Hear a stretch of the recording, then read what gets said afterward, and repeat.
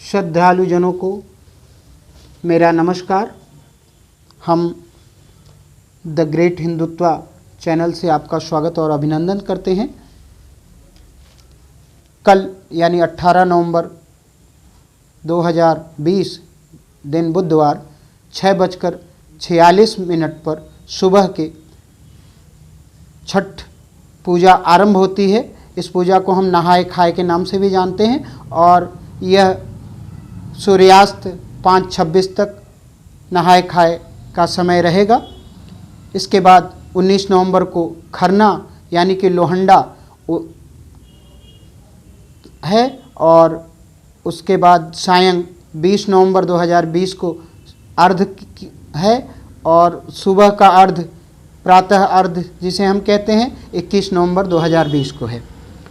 यह पूरा पर्व डाला छठ या छठ पूजा या छठी मैया पूजा के नाम से भी जाना जाता है। यह कार्तिक महीने की शुक्ल पक्ष की षष्ठी तिथि से आरंभ होता है और 4 दिन तक यह चलता है।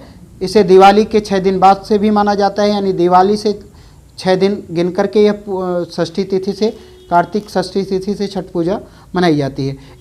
इस पूजा में पूरे घर की साफ़ सफाई की जाती है और घर को पूरी तरह से शुद्ध किया जाता है। इसमें परिवार वाले भी पूरी तरह से शुद्ध होते हैं और वह महिला जो इस व्रत को करती है वह व्रती कहलाती है। यह सबसे हिंदू धर्म के सबसे कठिन व्रतों में एक माना जाता है और इस व्रत में विशेषकर भगवान सूर्य नारायण, भगवान भास्कर और उनकी बहन छठ मैया की विशेष पूजा का विधान है। और इस पूजा करने का एकमात्र उद्देश्य पुत्र की दीर्घायु या पुत्र नहीं है तो पुत्र प्राप्ति की कामना के लिए यह पूजा किया जाता है। इसके और भी स्वरूप हैं। इस पूजा को करने से भगवान सूर्य नारायण प्रसन्न होते हैं, व्यक्ति बलिष्ठ, स्वस्थ और दीर्घायु होता है। और अगर यह इस पूजा को पूरा परिवार करता है तो सूर्य भगवान उसे प्रसन्न होकर के उसके स्वास्थ्य, समृद्धि इत्यादि का वर प्रदान करते हैं। और यह पूजा तभी सफल मानी जाती है जब इसमें बताए और बनाए गए नियमों का विशेष रूप से ख्याल रखा जाए। इस व्रत में मांस, मदिरा, लहसुन, प्याज का सर्वथा त्याज्य है। इसको किसी भी प्रकार से ग्रहण करना, सूंघना या इसके पास जाना पूजा का खंडन करना ही है। अतः इससे दूरी बना करके ही लोग रहते हैं जो इस व्रत को, इस पूजा को करते हैं। इस पूजा के संबंध में 2 कथाएं प्रचलित हैं। एक कथा राजा प्रियव्रत की है और दूसरी कथा राजा अंगराज कर्ण की है। अंगराज कर्ण जो कि सूर्य पुत्र थे, सभी जानते हैं। अंगराज कर्ण की सूर्य उपासना से प्रसन्न होकर के भगवान सूर्य उन्हें तमाम प्रकार के वर प्रदान करते हैं। अतः उससे उनकी प्रजा प्रभावित होकर इस व्रत को करना शुरू करती है और वह व्रत आज तक चला आता है।